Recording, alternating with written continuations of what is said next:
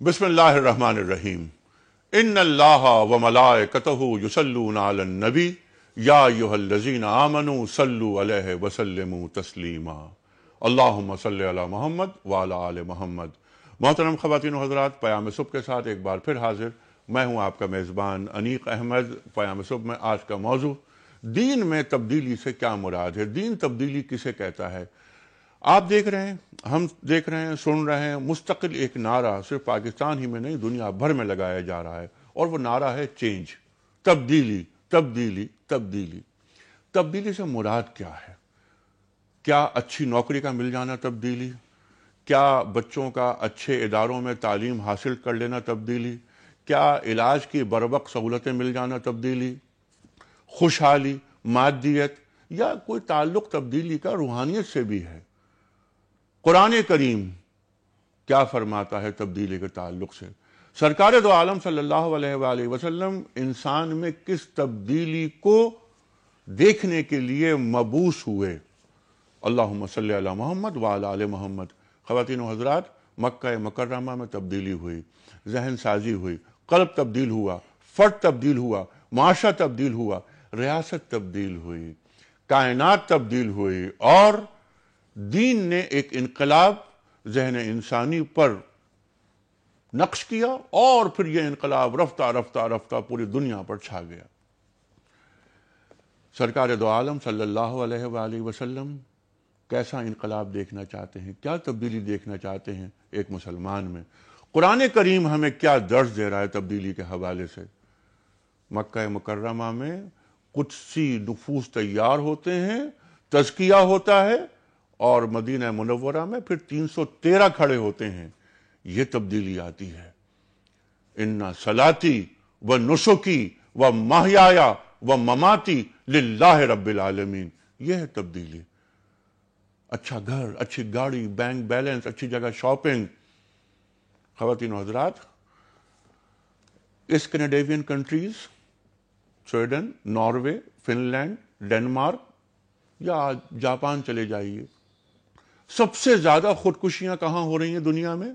Japan میں۔ اور کیا جی ڈی پی ہے جاپان کا؟ اس کا مطلب یہ ہے کہ روح کی تسکین کے لیے کچھ اور درکار ہوتا ہے۔ وہ درکار ہوتا ہے وہ معاملہ جو اللہ تعالیٰ وحی کے ذریعے تعلیم کرتا ہے کہ تبدیلی اپنے اندر کون سی پیدا کرو، فکر میں تبدیلی کیسے آتی ہے، اور یہ فکر کی تبدیلی نظام میں کیسے ڈھلتی ہے۔ ہم بات کریں گے تفصیل سے کہ دین میں یہ تبدیلی سے کیا مراد ہے۔ پروگرام کا آغاز کرتے ہیں اللہ تعالیٰ کے بابرکت نام سے۔ سورہ رعد آیت نمبر 11، ایک اس کا حصہ میں پیش کر رہا ہوں آپ کی خدمت میں۔ اعوذ باللہ من الشیطان الرجیم،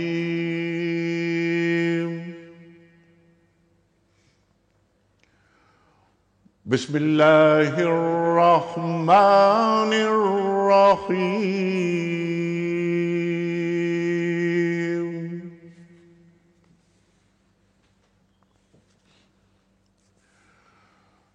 ان اللہ لا یغیر ما بقوم حتی یغیروا ما بانفسہم۔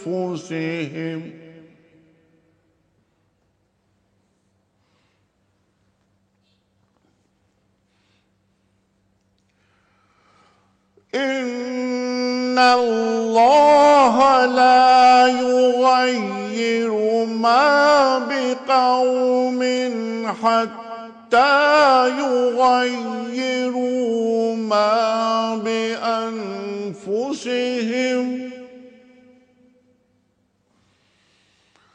حتی یغیروا ما بانفسہم۔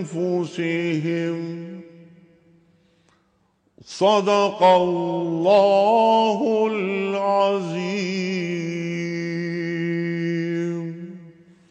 خواتین و حضرات، سورہ رعد آیت نمبر 11 کا ایک حصہ میں نے آپ کی خدمت میں پیش کیا۔ ترجمہ: بے شک اللہ کسی قوم کی حالت کو نہیں بدلتا، یہاں تک کہ وہ لوگ خود اپنی حالت کو نہیں بدل دیتے۔ صدق اللہ العظیم۔ خواتین و حضرات، تشریف فرما ہیں ہمارے ملک کے جید علماء کرام دنیا ٹی وی کے کراچی اسٹوڈیوز میں، محترم مولانا محمد اسد تھانوی صاحب، سب آپ سے واقف، آپ کے ساتھ تشریف فرما ہے ایک اور بہت مقبول اور محبوب نام ہمارے ملک کا، محترم علامہ سید حسن ظفر نقوی صاحب۔ خواتین و حضرات، دونوں مہمانوں کو خوش آمدید کہتا ہوا، اس سے پہلے کہ میں پہلا سوال رکھوں مولانا اسد تھانوی صاحب کی خدمت میں، کل کے سوال کا درست جواب اور آج کا سوال رکھنا چاہتا ہوں آپ کی خدمت میں، کوئی اس کمپٹیشن۔ کل کا سوال یہ تھا کہ اللہ تعالیٰ نے کس پیغمبر کو کشتی تیار کرنے کا حکم دیا؟ صحیح جواب حضرت نوح علیہ السلام۔ آج کا سوال نوٹ فرما لیجئے، قرآن کریم میں کس صحابی کے نام کا ذکر ہوا ہے؟ قرآن کریم میں کس صحابی کے نام کا ذکر ہوا ہے؟ 3 آپشنز، حضرت زید بن حارث رضی اللہ تعالی عنہ، حضرت زید بن ثابت رضی اللہ تعالی عنہ، تیسرا آپشن حضرت علی مرتضیٰ کرم اللہ وجہ۔ خواتین حضرات، صحیح آپشن روانہ فرمانے کے لیے ہمارے فون نمبرز ہیں 009221343000981 اور 982۔ ہمارا ای میل ایڈریس ہے ps@dunyatv.tv اور ہمارا SMS کا نمبر ہے 3031۔ خواتین حضرات، پروگرام کا آغاز کرتے ہیں۔ موضوع دین ایک انسان میں کون سی تبدیلی دیکھنا چاہتا ہے، دین کے نزدیک تبدیلی سے کیا مراد ہے؟ تھانوی صاحب، یہی سوال آپ کی خدمت میں۔ قرآن کریم اللہ کے رسول صلی اللہ علیہ وسلم کس تبدیلی کی بات کرتے ہیں، تقاضا کرتے ہیں؟ بسم اللہ الرحمن الرحیم۔ آپ نے سرنامہ کلام میں قرآن پاک کی جس آیت کا انتخاب کیا ہے، اس میں اللہ جل جلالہ نے یہ بات بیان فرما دی کہ ان اللہ لا یغیر ما بقوم حتی یغیروا ما بانفسہم، کہ اللہ تعالیٰ کسی قوم کی حالت اس وقت تک نہیں بدلتا جب تک کوئی خود اپنی حالت کو تبدیل نہ کرے، یعنی اپنی حالات کو تبدیلی کرنے کے لیے وہ ایک قدم آگے بڑھائیں تو اللہ تعالیٰ ان کا ہاتھ پکڑ کے ان کو آگے بڑھائے گا۔ اسلام میں یا دین میں تبدیلی سے مراد یہ ہے کہ ہم انفرادی طور پر، اجتماعی طور پر، اپنے محلے کی سطح پہ، شہر کی سطح پہ، ملک کی سطح پہ، خاندان کی سطح پر ہم پلٹ کر شریعت کی طرف آ جائیں، قرآن و سنت کی طرف آ جائیں، یعنی وہ زندگی گزارنے کا طریقہ، ہمارا معاشی طریقہ، ہمارا سیاسی طریقہ، ہمارا اخلاقی طریقہ، غرض جتنے بھی زندگی کے ہمارے مراحل ہیں، ان تمام مراحل کے اندر ہم قرآن و سنت کے مطابق زندگی گزارنے والے بن جائیں۔ یعنی جیسا اللہ جل جلالہ اور اللہ کا رسول ہم سے چاہتا ہے ویسی ہم زندگی گزارنے والے بن جائیں۔ تبدیلی کا نعرہ جیسے آپ نے فرمایا کہ پوری دنیا میں لگایا جا رہا ہے، پاکستان میں بھی لگایا گیا، حالیہ دنوں میں بھی لگایا گیا، لیکن وہ ایک شعر ہے نا کہ نہ ہم بدلے نہ تم بدلے، نہ دل کی آرزو بدلی، میں کیسے اعتبار انقلاب آسماں کر لوں۔ کسی نے بڑی خوبصورت بات کہی کہ جس نظام کو ہم اپنائے ہوئے ہیں اور جس نظام پہ ہم چلتے ہیں، یہ جن اور ملکوں میں یقیناً بہتر ہوگا، برطانیہ کے لیے بہت اچھا ہوگا، لیکن ہمارے ملک میں جو اس کا تجربہ کیا گیا تو ہمیں تو ایسا لگا جیسے کیلے کے چھلکے کے فرش پہ آپ چل رہے ہیں کہ 2 قدم آپ آگے بڑھتے ہیں اور 4 قدم پیچھے آ جاتے ہیں، منزل تک نہیں پہنچ پاتے۔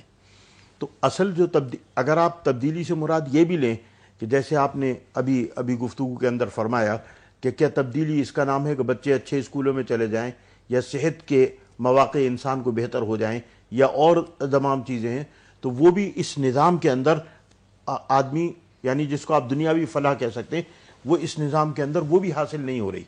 یعنی اخروی فلاح تو حاصل کیوں نہیں ہو رہی کہ ہم نے حلال و حرام کے فرق کو ختم کر دیا، ہم نے سچ اور جھوٹ کے فرق کو ختم کر دیا، ہم نے حق اور باطل کے فرق کو ختم کر دیا۔ ہمارا آدمی نماز بھی پڑھتا ہے، روزہ بھی رکھتا ہے، حج بھی کرتا ہے، زکوٰۃ بھی نکالتا ہے، لیکن کم بھی تولتا ہے، ملاوٹ بھی کرتا ہے، اور ہر وہ کرائم، ہر وہ جرم جو قرآن میں اور حدیث میں منع کیا گیا، جس کو اللہ جل جلالہ نے اور اللہ کے رسول نے منع کیا، وہ تمام جرائم ہم کرتے ہیں۔ یعنی ہم نے اپنی زندگی کو 2 ٹکڑوں میں تقسیم کیا ہوا ہے، ایک ہمارا جس میں ہمارا کوئی نقصان نہیں ہے، یعنی دینی معاملات پہ چلنے میں، اس میں بھی ہم چل رہے ہیں، لیکن جہاں ہمیں کچھ سیکریفائس کرنا پڑتا ہے وہاں ہم پیچھے ہٹ جاتے ہیں۔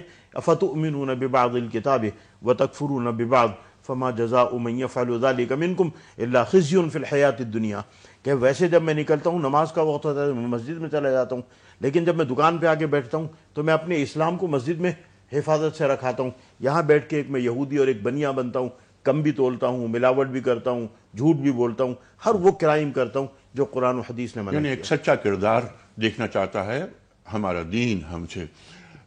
یعنی فرد کون سا مطلوب ہے، سوال یہ اٹھتا ہے پہلا سوال. اور علامہ صاحب یہ فرمائیے کہ سرکار دو عالم صلی اللہ علیہ وآلہ وسلم ختمی مرتبت آپ ایک انسان میں کیا تبدیلی اور کیسا بدلا ہوا انسان دیکھنا چاہتے ہیں؟ بسم اللہ الرحمن الرحیم. بہت شکریہ انیق بھائی، آپ نے بھی مقدمہ بہت اچھا باندھا، ہمارے تھانوی صاحب نے بھی مقدمہ بہت اچھا باندھا. پہلے ہم یہ سمجھ لیں کہ تبدیلی سے مراد کیا ہے، تبدیلی کسے کہتے ہیں. قرآن مجید میں تبدیلی کیا کہا گیا ہے، کس چیز کو تبدیلی کہا گیا ہے. اس ایک آیت میں تو بطور کلی قوموں کی حالت کے بارے میں کہا گیا کہ جب تک کوئی قوم اپنی حالت بدلنے کے لیے نہ کھڑی ہو اس وقت تک قوم. آپ کا سوال انفرادی طرف بھی جاتا ہے، اجتماعی طرف بھی. تو میں تھوڑا سا تبدیلی کے بارے میں عرض کر دوں کہ پہلے لوگ یہ سمجھ لیں کہ کچھ چیزیں ایسی ہیں کہ جن میں کوئی تبدیلی ممکن نہیں ہے، امکانی نہیں ہے. فلن تجد لسنت اللہ تبدیلا ولن تجد لسنت اللہ تحویلا لا تغیر ولا تبدل. وہ کیا چیز ہے؟ وہاں پہ آ کے کچھ لوگ اس کنفیوژن کا شکار ہو جاتے ہیں کہ نہیں جی ہمیں وہی 1400 سال پہلے پیچھے جانا ہے کیونکہ کوئی چیز تبدیل ہونے والی نہیں ہے، حتیٰ کہ لباس بھی. اور وہ اس میں یہ بھول جاتے ہیں کہ لباس اس وقت کفار قریش کا بھی وہی تھا جو مدینہ کے مسلمانوں کا تھا، سب کا ایک ہی تھا.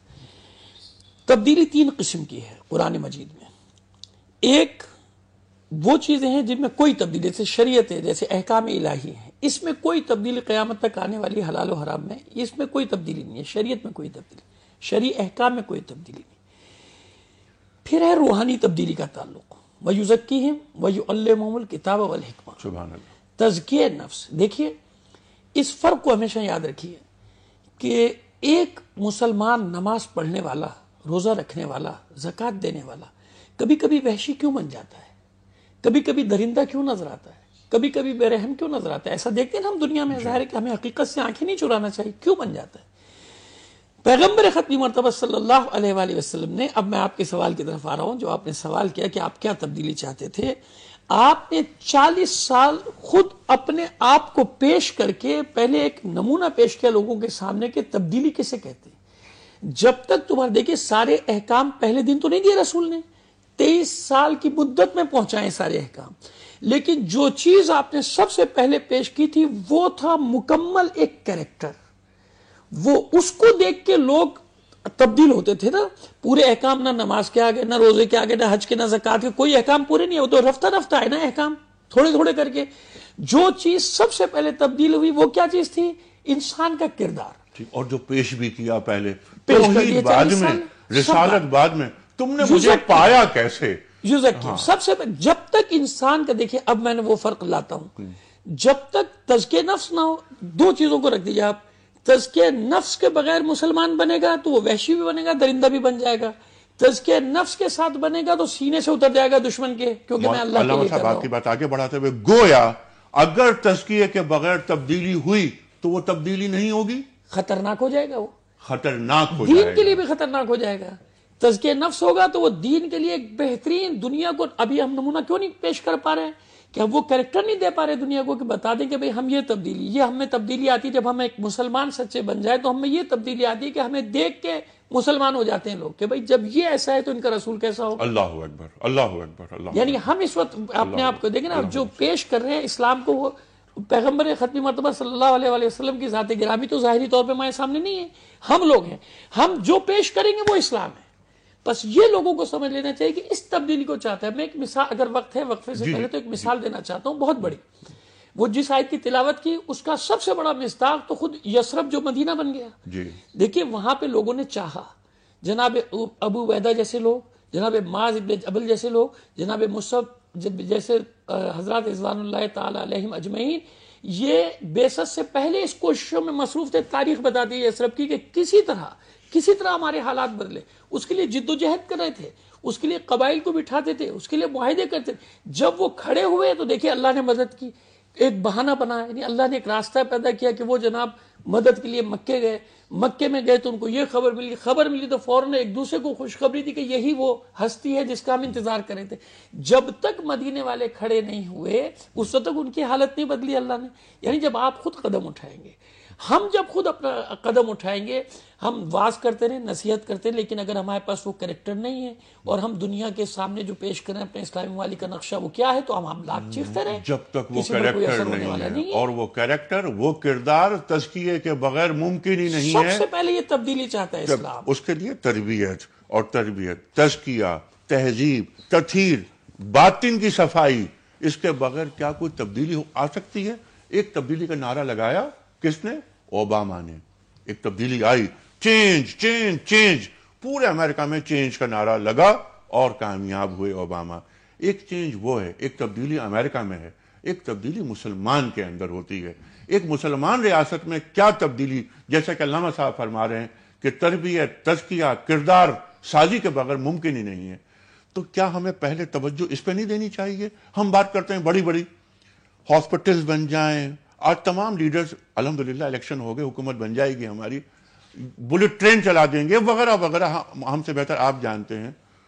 دین جس تبدیلی کی بات کرتا ہے وہ پہلے انسان کا قلب تبدیل کرتا ہے، ذہن تبدیل کرتا ہے، فکر تبدیل کرتا ہے، اور فرد معاشرہ، معاشرہ ریاست، اور ریاست نظام کے ساتھ آتی ہے، وہ نظام جو اللہ کی زمین پر وہی خداوندی کے نفاذ میں شامل ہوتا ہے۔ میں چاہتا ہوں اس بات کو آپ آگے بڑھیں۔ علامہ صاحب نے جس کی طرف اشارہ کیا قرآن پاک میں لقد من اللہ علی المؤمنین اذ بعث فیہم رسولا من انفسہم یتلو علیہم آیاتہ ویزکیہم ویعلمہم الکتاب والحکمہ، تو یہ جو تزکیہ ہے، تربیت کرنا، تربیت کر کے اچھے لوگ تیار کرنا اور پھر کتاب کی اور حکمت کی تعلیم دینا، یہ جناب محمد رسول اللہ صلی اللہ علیہ وسلم کے مقاصد بعثت میں اللہ تعالی نے رکھا۔ ابھی اگر ہم اپنے معاشرے کا جائزہ لیں، اپنے ملک کا جائزہ لیں، اپنے نظام کا جائزہ لیں، تو ہمارے ہاں نہ تو تزکیہ ہے، نہ تعلیم کتاب ہے، نہ تعلیم حکمت ہے، تینوں چیزیں نہیں ہیں۔ جب ہمارے ہاں تزکیے کے ادارے نہیں ہیں، اس پہ ہماری توجہ نہیں ہے، تعلیم کتاب نہیں ہے، ہم اپنے بچے کو قرآن پاک پڑھاتے ہی نہیں، ہم اسکول میں، کالج میں اس کو ناظرہ بھی نہیں پڑھاتے، ہمارے ہاں حکمت کی یعنی حدیث کی تعلیم ہے ہی نہیں، ہم اس کو جناب رسول اللہ صلی اللہ علیہ وسلم کی 23 سالہ سیرت پڑھاتے ہی نہیں ہیں۔ آپ مجھے بتائیں کہ اچھا معاشرہ کیسے بنے گا، تبدیلی کیسے آئے گی؟ اور علامہ صاحب نے بڑی خوبصورت بات کی کہ مسلمان تو وہ ہے کہ جس کو دیکھ کر لوگ مسلمان ہو جائیں۔ یہ جو علاقہ ہے جس کو ملائیشیا کہتے ہیں، انڈونیشیا کہتے ہیں، یا افریقہ کے بہت سارے علاقے ہیں، ان تمام علاقوں میں کوئی جنگیں نہیں ہوئیں، کوئی مسلمان فاتح وہاں نہیں گئے، مسلمان تاجر وہاں پہنچا، اس کی تجارت کے طریقوں کو دیکھ کر، اس کے کیریکٹر کو دیکھ کے وہاں کے لوگ مسلمان ہو گئے، آج وہ مسلمانوں کے بڑے بڑے ممالک کہلاتے ہیں۔ تو اب اگر ہم اپنے اندر تبدیلی لے آئیں، ہم پکے اور سچے مسلمان بن جائیں، ہمارا کیریکٹر قرآن اور حدیث کے تعلیمات کے مطابق ہو جائے، تو یہ ہمارا جو کیریکٹر ہے یہ لوگوں کو اسلام کی طرف دعوت دے گا اور لوگوں کو مسلمان بنائے گا۔ یہ بہت اہم بات۔ لیکن تبدیلی کی بات جو ہم کرتے ہیں، جب بھی کوئی نعرہ لگتا ہے، اچھا جو چیز نعرہ بن جاتی ہے وہ اپنی حقیقت کھو دیتی ہے، ایک بات تو یہ۔ دوسری چیز یہ کہ جیسے میں نے عرض کیا تھا کہ ایک بلٹ ٹرین بن جاتی ہے، علامہ صاحب، اچھے اچھے مکانات بن جاتے ہیں، یا بڑے بڑے برجز تعمیر ہو جاتے ہیں۔ میں کراچی سے لاہور پہنچ جاتا ہوں 8 گھنٹے کے اندر ٹرین کے ذریعے۔ یہ تمام چیزیں تو بہت اچھی باتیں ہیں۔ مادی ترقی کی راہ میں دین کبھی نہیں آتا، ترقی چاہتا ہے مادی بھی، لیکن آدم سازی، انسان سازی پہلے۔ مجھے اچھا انسان ہی نہیں مل رہا تو یہ بڑے بڑے بریجز، اور برج کے اوپر ایک اور برج ٹریفک ڈائیورٹ کرنے کے لیے، دودھ میں پانی نہیں ملنا چاہیے، اس پہ کوئی توجہ دے رہا ہے؟ انسان، ہم دواؤں تک میں ملاوٹ کر دیتے ہیں، مغرب میں ایسا کبھی نہیں ہو سکتا۔ ارشاد۔ دیکھیے، دو طرح کی چیز ہے، انسان ظاہر ہے کہ دو چیزوں کا مرکب ہے، ایک وہ مادہ ہے، ایک اس کے روح ہے۔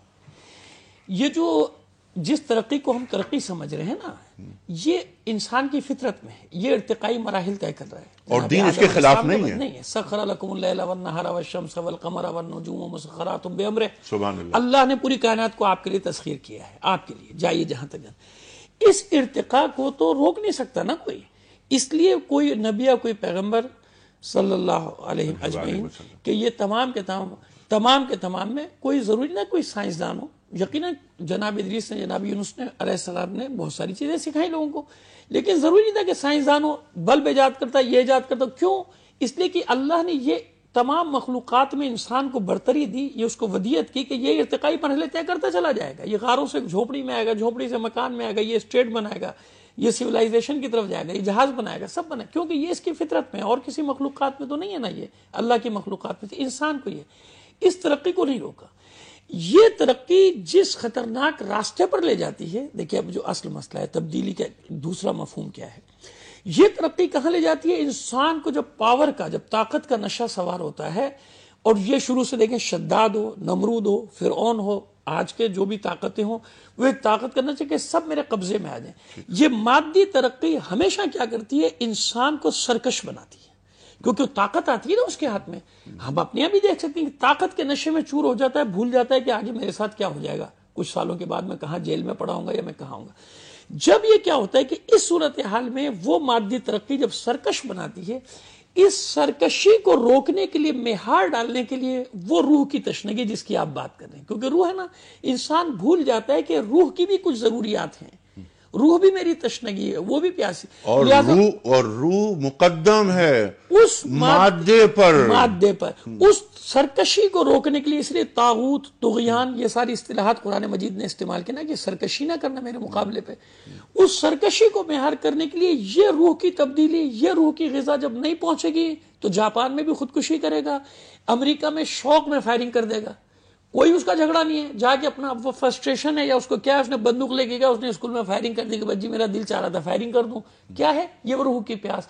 اب یہ اسلام، یہ مذہب، یہ اسی لیے کہا جاتا ہے کہ اسکول کی اس خالی تعلیم کے پیچھے نہ پڑ جاؤ، اس کی روح کی ضرورت کا خیال کرو، ورنہ کیا ہوگا؟ یہ اس کو سرکش بنا دیں گی چیزیں، سرکش.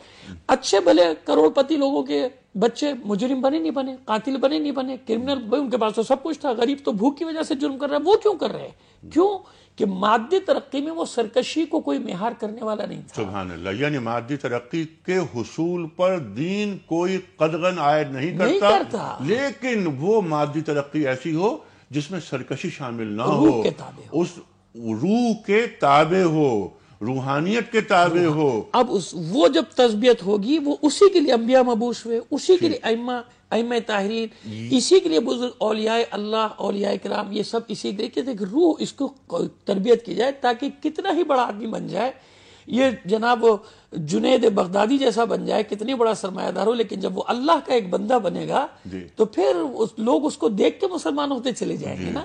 یعنی اللہ کا بندہ بنے گا. پہلا کام کیا ہے کہ اللہ کا بندہ بنے، اللہ کی غلامی میں خود کو دے دے، تبدیلی کی بات کرے، تسخیر کائنات کی بات کرے، لیکن پہلے توحید کو شامل کرے اپنے اندر.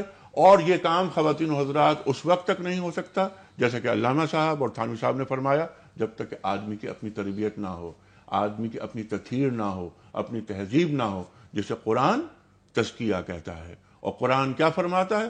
قد افلاح من زکاہا. فلاح اس نے پائی، ترقی اس نے کی جس نے تزکیہ کیا. تزکیہ کیا ہوتا ہے؟ پیوریفیکیشن آف سول، روح کی تطہیر ہوتی ہے.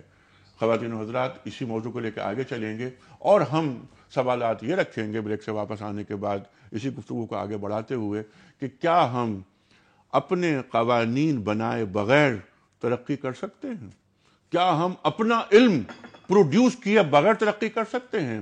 مانگے ٹانگے کا علم لے کر ہم آگے بڑھتے ہیں. ہم کوئی بھی کسی بھی علم کی بات کریں، اکنامکس کی فرض کیجئے بات کر لیتے ہیں. اکنامکس ایک بڑا علم، معیشت کو توانا کرنا ہے. کیا ہم پچھلے 500 برس میں اپنا علم پروڈیوس کر سکے؟ ہمارا تو اپنا نظام اخلاق ہی کیا، بلکہ ہمارا اپنا ایک نظام مراتب ہے. کیا ہمارے اپنے نظام مراتب کا مقابلہ کوئی اور کر سکتا ہے؟ لیکن ہمارا ہاتھ نیچے والا ہاتھ ہے.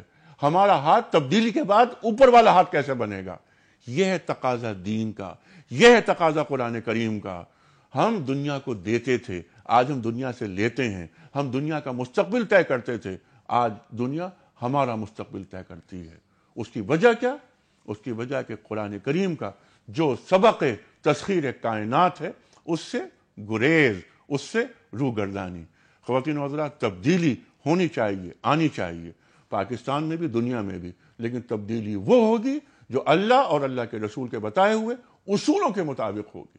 آ رہے ہیں ایک چھوٹے سے بریک کے بعد، واپس آئیں گے، ٹیلی فون لائنز اوپن ہوں گی، آپ کے سوالات، علامہ صاحب اور تھانوی صاحب کے جوابات۔ ایک چھوٹا سا بریک۔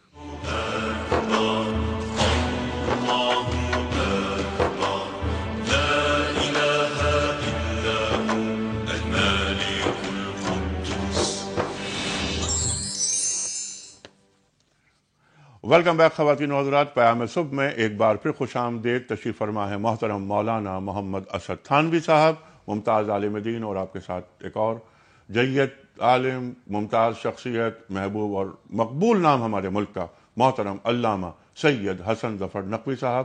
بات ہو رہی ہے آج پیام صبح میں کہ دین انسان میں کس تبدیلی کی بات کرتا ہے، تبدیلی کا مقصد کیا ہے، معنی کیا ہے، مفہوم کیا ہے۔ آج دنیا بھر میں نعرہ لگتا ہے چینج چینج چینج، تبدیلی تبدیلی تبدیلی۔ تبدیلی کیا چند آسائشات کے حصول کا نام ہے، یا تبدیلی روح کی تعمیر کا نام ہے، تزکیے کا نام ہے، تہذیب کا نام ہے، باطن کی تطہیر کا نام ہے؟ ایک تربیت ہوتی ہے ظاہری، ایک تربیت ہوتی ہے باطنی۔ کیا باطنی تربیت ہمارے پیش نظر کبھی رہتی ہے؟ خواتین و حضرات، صرف خوشحال گھرانہ بن جائے میرا اور آپ کا کہ یہ تبدیلی آ گئی۔ سرکار دو عالم صلی اللہ علیہ وآلہ وسلم کیا اس کام کے لیے مبعوث ہوئے تھے، یا محض اس کام کے لیے مبعوث ہوئے تھے؟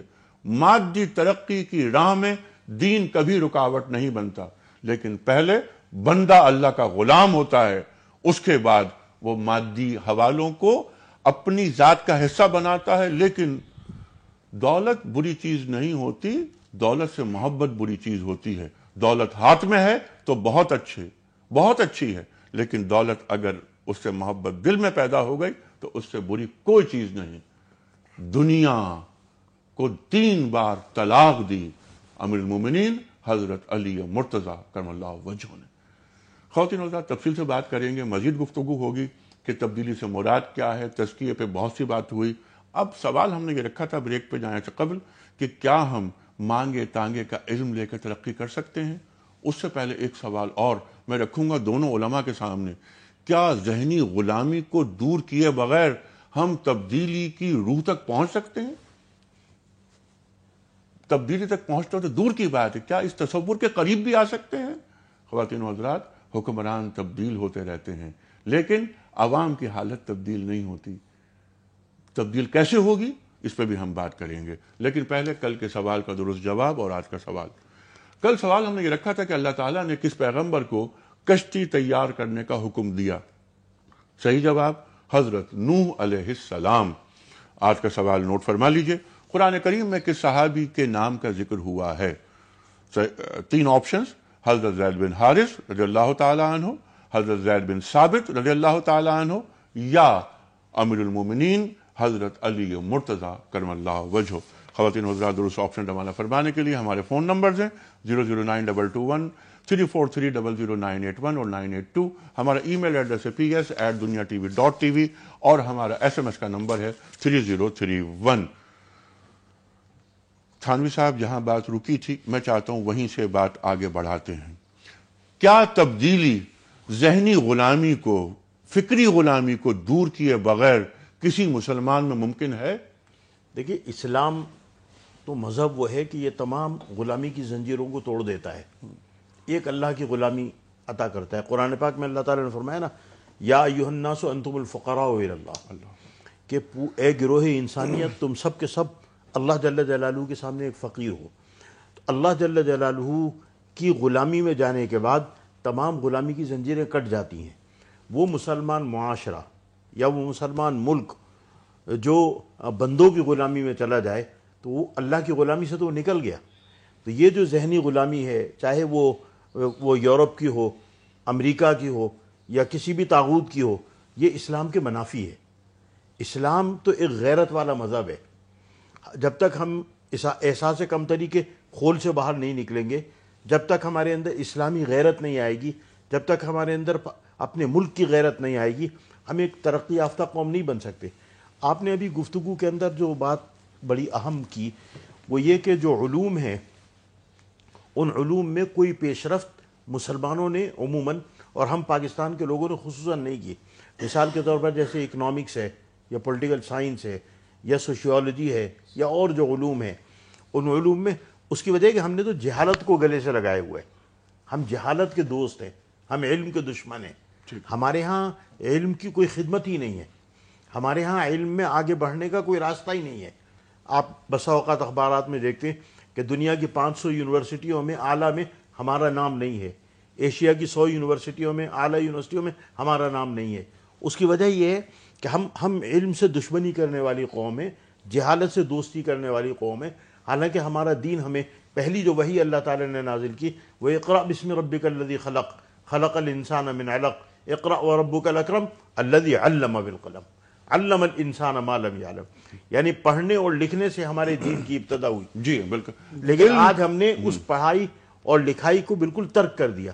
ابھی جو ہمارا نظام امتحان ہے آپ دیکھتے ہوں گے، جو لوگ تعلیم میں ہیں وہ جانتے ہیں، جتنی نقل ہمارے ہاں امتحانات کے اندر ہے، میرا خیال ہے امتحان کا ہونا نہ ہونا دونوں چیزیں برابر ہو گئی ہیں. یعنی ہم جہالت کے قدم بڑھا رہے ہیں آگے، اور علم سے ہم دشمنی کر رہے ہیں، اور علم سے ہم اپنے قدم پیچھے ہٹا رہے ہیں. سبحان اللہ سبحان اللہ، یہ حقیقت ہے. لیکن یہ باتیں نا اقرأ بسم ربک الذی خلق وغیرہ 1400 برس سے ہم یہ سن رہے ہیں، اور بار بار یہ نکات ہمارے سامنے آتے ہیں. ہمارے ایمان ہے اس بات پر، اور یہ ہمارے ایمان کا حصہ ہے یہ. لیکن تبدیلی نہیں آ رہی. حالات حاضرہ کو کئی سال ہو گئے، عمل نہیں ہے نا، عمل نہیں ہے، اسٹریٹجی نہیں ہو رہی، حکمت عملی وضع نہیں ہو رہی. بڑے بڑے کام حل. اب ہم آ جاتے ہیں حل کی جانب. میں نے بریک پہ جانے سے قبل ایک بات یہ عرض کی تھی، جس تبدیلی کا خواب ہم دیکھ رہے ہیں یا ہمیں دکھائے جا رہے ہیں، کیا ہماری جو غلامی ہے یا غلامانہ سوچ ہے علامہ صاحب، اس کو ترک کیے بغیر کیا ہم کسی بڑی تبدیلی کو حاصل کر سکتے ہیں؟ نمبر 1. نمبر 2، ہم جاہل ہیں مجموعی طور پر. امت مسلمہ جہل میں مبتلا ہے. ہم دوسروں کی بیساکھیوں پہ چل کر کیا اپنے اندر تبدیلی لا سکتے ہیں؟ دیکھیں انیق بھائی، بات یہ ہے کہ جس تبدیلی کی دنیا میں بات ہو رہی ہے یا جس تبدیلی کے ہمیں خواب دکھائے جا رہے ہیں، یہ تبدیلی تو مزید ہمیں غلامی کی طرف لے جانے والی ہے. اس سے ہم مزید غلام ہوتے چلے جائیں گے. ہم کتنی ترقی کرتے چلے جائیں. جیسے میں نام نہیں لینا چاہتا، دنیا کے بہت سارے ممالک ایسے ہیں جو بظاہر ترقی یافتہ بھی ہیں، جہاں کھانا بنا بھی بہت ہے، جہاں لوگوں کی آمدنیاں بھی بہت ہیں، لیکن وہ جاہل ہیں. تبدیلی نہیں ہے، بلکہ ان کے پوری شہرک کے اوپر سامراجی طاقتوں نے اپنے پنجے گاڑے میں ہاتھ رکھا ہوا ہے سب کچھ ان کے پاس. اس وقت تک ہم کسی تبدیلی کی وہ نہیں. ابھی ہم مثال دیتے ہیں بغیر کسی اس کیونکہ ظاہر ہے کہ مذہبی پروگرام ہے، سیاسی پروگرام نہیں ہے، لیکن ہم صرف ایک ہلکا سا اشارہ کرنا چاہتے ہیں کہ چاہنے کے باوجود لوگوں کے ہم نے دیکھا کہ تبدیلی نہیں آنے والی. کیونکہ اس کا مطلب یہ کہ جڑیں کہیں اور ہیں، ڈوریاں کہیں اور سے ہل رہی ہیں جو نہیں چاہتے. یعنی عوام چاہتی ہے لیکن عوام کو اتنا دبا دیا جاتا ہے کہ وہ بیچاری وہ تبدیلی جو لانا چاہتی ہے یا جو بھی ان کے ذہن میں جس قسم کی بھی تبدیلی ہو، یہاں تو وہ حق بھی ہمیں پوری طرح سے نہیں ملتا. جب تک دیکھیے اس کا واحد راستہ ہے کہ دنیا میں یہی ہوا. اگر آج ملیشیا اسلامی ملک ہے نا، ہم اس کی مثال دیتے ہیں، یعنی مسلمانوں کی کثرت ہے، اکثریت ہے. اگر آج وہ معاشی میدان میں یورپ کے مقابلے میں کھڑا ہے، یورپ نے کتنی مخالفت کی، اس کے باوجود مہاتیر محمد ایک آدمی جو کہ مولوی نہیں ہے، عالم دین نہیں ہے، لیکن وہ معاشی سطح پہ اتنی تبدیلی وہاں پر لے کر آیا کہ جناب اس نے جو آدمی اس نے میٹرک یا انٹر کیا اور اس کو کام مل گیا، اور وہ کام ایسا ہے کہ پیداواری ہے، پروڈکٹیو ہے، دے رہا ہے نا وہ کام. ہم نے دیکھا کہ تبدیلی آ گئی وہاں. ضروری نہیں کہ مسلمان ملکوں میں نہیں ہے، لیکن وہ معاشی تبدیلی لے آیا. اور وہاں جب تک کیونکہ وہ اس غلامی سے نکلا، وہ سمجھ رہا تھا کہ ہم جب تک ان کے محتاج رہیں گے ہم کچھ بھی نہیں کر سکتے. ہماری یہاں 18 کروڑ آبادی ہے، ٹیلنٹ موجود ہے. کیا وجہ ہے کہ ہمارا پڑھا لکھا آدمی بھاگ جاتا ہے؟ دیکھیے اس کا قصور نہیں ہے، وہ اس لیے بھاگ جاتا ہے کہ جتنی اس میں صلاحیتیں ہیں، جو کچھ وہ اس ملک کے لیے بیچارہ کر سکتا ہے، نہ تو حکومت اس کو وہ سہولتیں فراہم کر سکتی ہے، نہ دیتی ہے، نہ دینا چاہتی ہے. اور پھر دوسرے معاشرے کے مسائل اس کے لیے کھڑے ہوتے ہیں، بیچارہ بھاگنے کو ترجیح دیتا ہے. اور کئی لوگ آپ بھی جانتے ہوں گے، ہم بھی جانتے ہوں گے، جو بڑی خدمت کا جذبہ لے کر باہر سے پاکستان آتے ہیں اور پھر آنے کے بعد پھر وہ واپس بھاگ جاتے ہیں. یعنی عوام چاہتی ہے کہ تبدیلی ہو، لیکن جس سامراجی وہ آکٹوپس کی طرح ہشتپا کی طرح جیسے ہم کو اس نے جکڑا ہوا ہے نا، جب تک ہم اس غلامی سے نہیں نکلیں گے، ظاہر ہے اس کے لیے قربانی تو دینی پڑے گی ہم کو. ہمارے رہنماؤں کو جو رہنمائی کر رہے ہیں لوگوں کی، اصل مسئلے کی طرف توجہ دلائے کہ دیکھو کیا تھے، ہم سے بری حالت ہے. زمانے جاہل، ہم تو مثال اسلام سے دیں گے نا، زمانے جاہلیت میں کیا تھا مکے کے یعنی سرزمین حجاز کے لوگوں کا حال کیا تھا، مدینہ یثرب کے اور یہاں کے اور خیبر کے لوگوں کا کیا حال تھا. اور یعنی یہ اتنے ادنا اور پست لوگ تھے کہ ایران اور روم یعنی قیصر و کسریٰ ان کی طرف دیکھتے بھی نہیں تھے. حملہ بھی کرنا اپنی توہین سمجھتے تھے کہ ان پہ کیا کرنا ہے.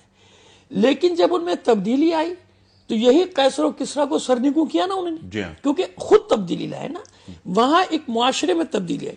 آپ کیسے تصور کر سکتے ہیں کہ کوئی مغربی نظام یا کوئی مغربی طاقت آ کے آپ کو تبدیل کر دے گی؟ بالکل ٹھیک ہے. اب اسی بات کو آگے بڑھاتے ہیں کیونکہ وقت اب ہمارا کم ہوتا چلا جا رہا ہے. یہ تبدیلی جس میں انسان بدلتا ہے، معاشرہ بدلتا ہے، ریاست بدلتی ہے، یا وہ تبدیلی جو دین جس کا تقاضا کر رہا ہے، آج وہ تبدیلی کیسے آ سکتی ہے تھانوی صاحب؟ دیکھیے گزارش ہے کہ اگر آپ پاکستان کے معروضی حالات کا جائزہ لیں تو ہماری تو ترقی معکوس ہے. اگر آپ 40 سال پہلے کے حالات سے مقابلہ کریں، آج ہمارے ہاں کالجوں میں تعلیم نہیں ہے، ٹھیک ہے، اور نہ استاد آتا ہے نہ شاگرد آتا ہے. آج ہمارے یہاں ریلیں نہیں چل رہی ہیں. یہ باتیں بالکل ٹھیک ہیں. جو دنیاوی کرنے کے کام جو دنیاوی ترقی کی آپ بات کر رہے ہیں وہ بجائے آگے جانے کو پیچھے کی طرف آ رہی ہے. 40 سال پہلے سے آپ موازنہ کر لیں تو آپ کو بہت ساری چیزیں پتہ چل جائیں گی. اصل بات جو آپ نے دین کی بات کی ہے اور اسلام کی بات کی ہے، الیوم اکملت لکم دینکم واتممت علیکم نعمتی ورضیت لکم الاسلام دینا. اللہ جل جلالہ نے قرآن پاک میں یہ بات ارشاد فرما دی کہ الیوم اکملت لکم، ہمارا دین مکمل ہو چکا. 1400 برس پہلے ہمیں مکمل ایک لائحہ عمل دے دیا گیا ہے، لیکن ہم اس پہ عمل کرنے والے نہیں ہیں. اگر آج ہم اس پہ عمل کرنے والے بن جائیں، ہم قرآن و حدیث کی طرف پلٹ آئیں، ہم اللہ اور اس کے رسول کے احکام کی طرف پلٹ آئیں، ہمارے اندر یہ بات اجاگر ہو جائے کہ ہماری یہ زندگی عارضی ہے، چھوٹی ہے، ایک سفر کی طرح ہے.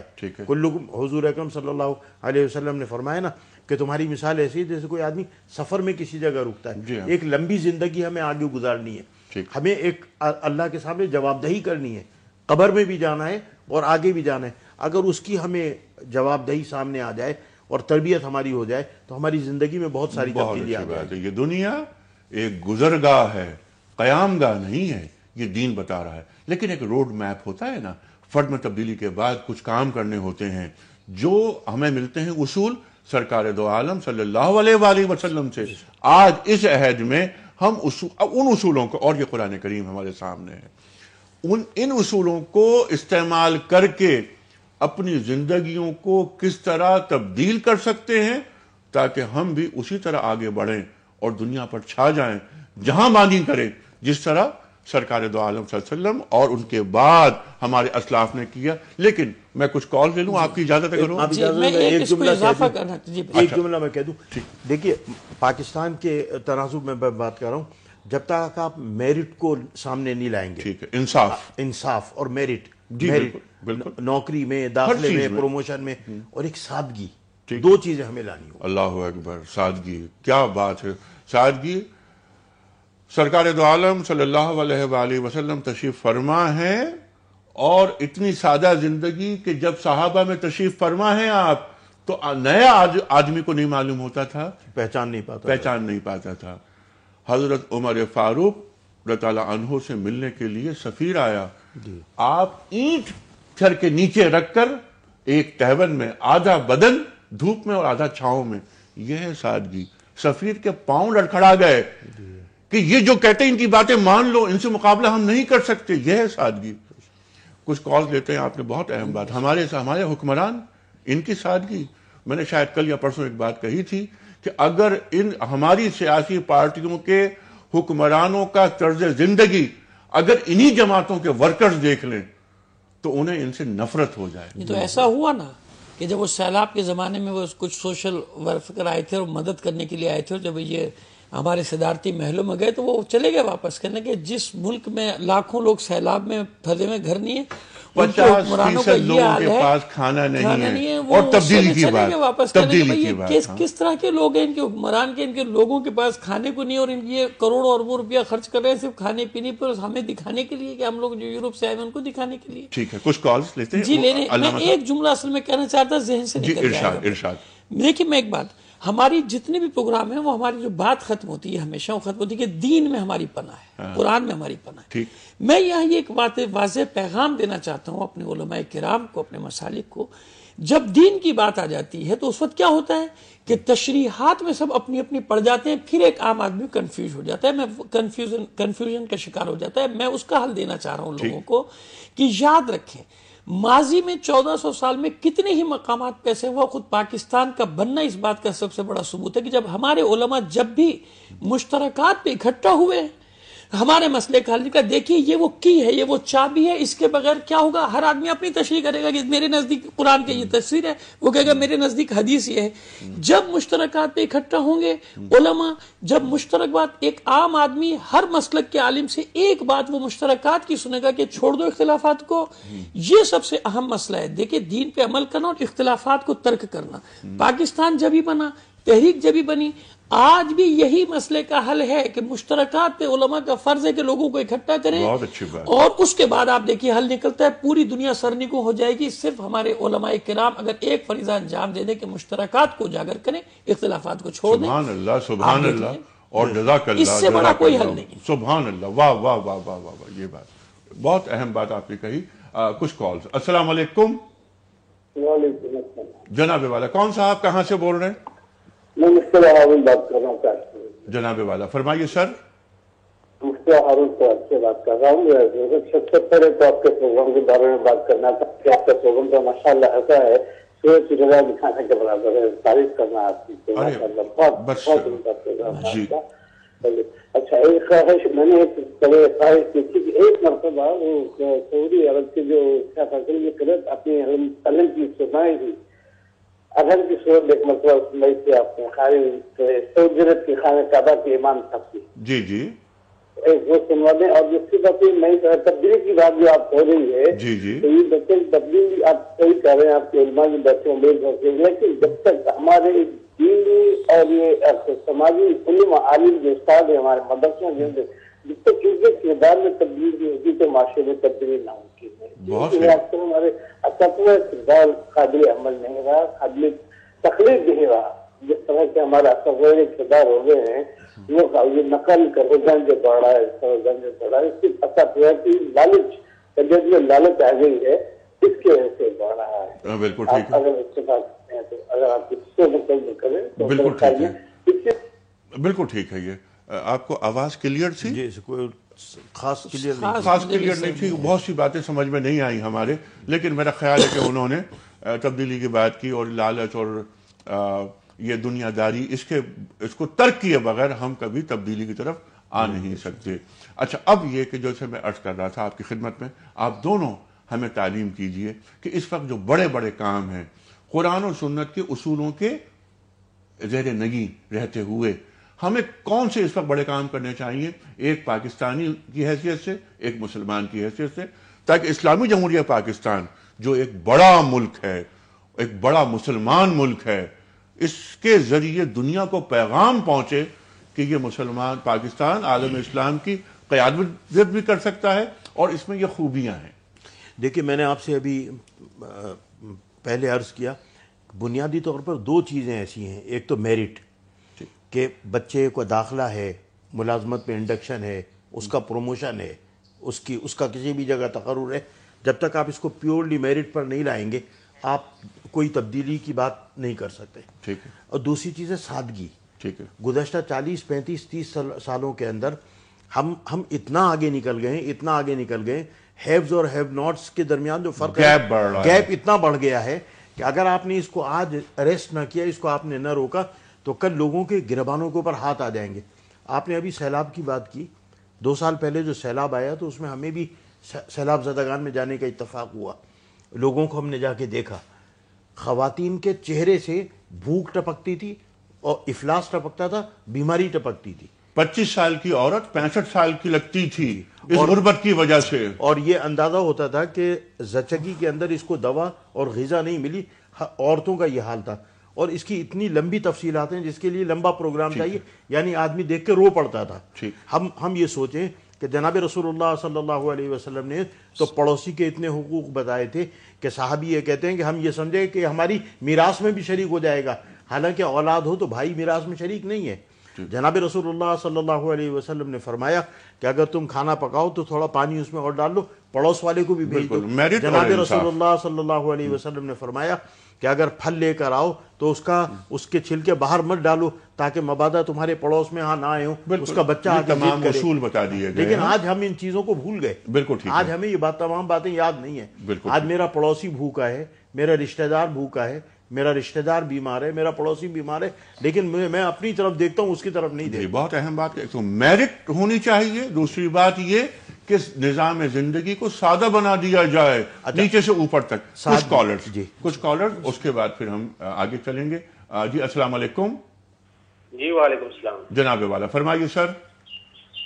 سر میرا کوشچن یہ ہے کہ یہ جو حالیہ الیکشن ہوئے ہیں, جی جی, جن پارٹیوں کے منشور میں نفاذ شریعت کی بات کی گئی ہے کہ ہم اگر حکومت ہمیں ملی تو ہم شریعت کا نفاذ کریں گے, جی, ان کو تو کسی نے ووٹ ہی نہیں دیا. ٹھیک ہے. کیا ہم بطور قوم یہ شریعت کا نفاذ چاہتے ہی نہیں ہیں یا اس میں کچھ اور رکاوٹیں ہیں یا اصل میں مسئلہ کیا ہے؟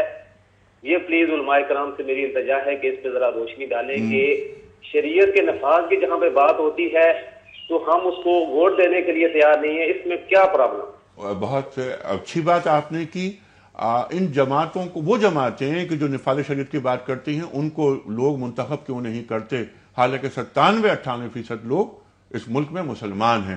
علامہ صاحب آپ کی میں عرض کرتا ہوں, اپنے بھائی کو بہت احتیاط سے جواب دوں گا کیونکہ ظاہر ہے میں نے پہلے بھی عرض کیا کہ سیاسی پروگرام نہیں ہے, مذہبی ہمارا پروگرام ہے, تو ہم اس میں عرض کریں گے. لیکن سیاست ہمارے مذہب کا حصہ ہے. میں نے عرض کیا کہ تاکہ کوئی پارٹی نہیں بننا چاہتا, اس لیے عرض کر دوں کہ بھیا بات یہ ہے کہ پاکستان جب بنا تھا تو ظاہر ہے کہ عام نعرہ جو لوگوں کو تھا وہ اسلام کا تھا, مسلمانوں کے لیے بنا تھا. تو آپ یاد رکھیے کہ تمام بر صغیر کے مسلمانوں نے اسلام کے نام پہ پاکستان کو بنایا اور اسلام کے نام پہ ہی ووٹ دیا. ووٹ سے ہی پاکستان وجود میں آیا نا. سبحان اللہ. پہلی دلیل تو یہ ہے کہ عام آدمی اپنے مذہب سے محبت کرتا ہے, اسلام کو چاہتا ہے. اچھا اس وقت کیوں سب نے دیا مل کر ووٹ پاکستان کو؟ کیونکہ جیسے میں نے پہلے عرض کیا وہی دیکھیے سلسلہ ہے. کیوں؟ اس وقت ہر مسلمان نے دیکھا کہ یہ جو میرے سامنے لوگ کھڑے ہیں نہ یہ شیعہ کی بات کر رہے ہیں, نہ یہ سنی کی بات کر رہے ہیں, نہ یہ بریلوی کی بات کر رہے ہیں, نہ یہ دیوبندی کی, نہ اہل حدیث کی, اسلام کی بات کر رہے ہیں, پاکستان کی بات کر رہے ہیں. میں نے بتایا جب مسلمانوں نے دیکھا کہ تمام مکاتب فکر کے علماء قائد اعظم رحمۃ اللہ علیہ کے ساتھ کھڑے ہیں تو سب نے ووٹ دیا.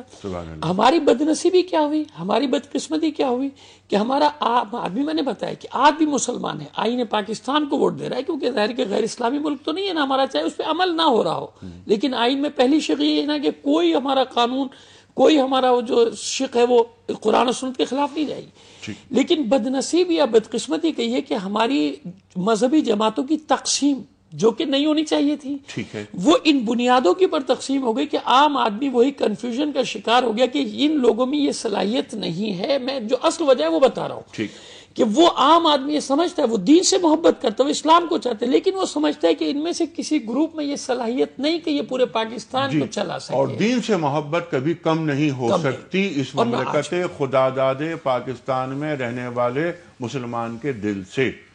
پروگرام کا وقت ختم ہو رہا ہے علامہ صاحب اور تھانوی صاحب, لیکن قرآن اندازی کا عمل ضروری ہے. ایک پرچی علامہ صاحب اگر آپ میں نکال دیتا ہوں اور تھانوی صاحب نام پڑھ. جی بالکل, آپ اس خوش نصیب کے نام کی پرچی نکال لیجئے, اور بہت تہ سے نکال رہے ہیں آپ کے. چلیے میں اس کو گھما دیتا ہوں. جی بالکل, اب یہ اوپر نیچے سب برابر ہو گیا. سبحان اللہ, سبحان اللہ. اور ہمارے پاس چند سیکنڈز رہ گئے ہیں, میں چاہتا ہوں کہ جلدی سے آپ اناؤنس کر دیں تھانوی صاحب اس خوش نصیب کا نام جس کی خدمت میں ہم کتابوں کا تحفہ بھیج رہے ہیں. یہ برطانیہ سے, لندن سے, یو کے سے, ایم مسعود محمود.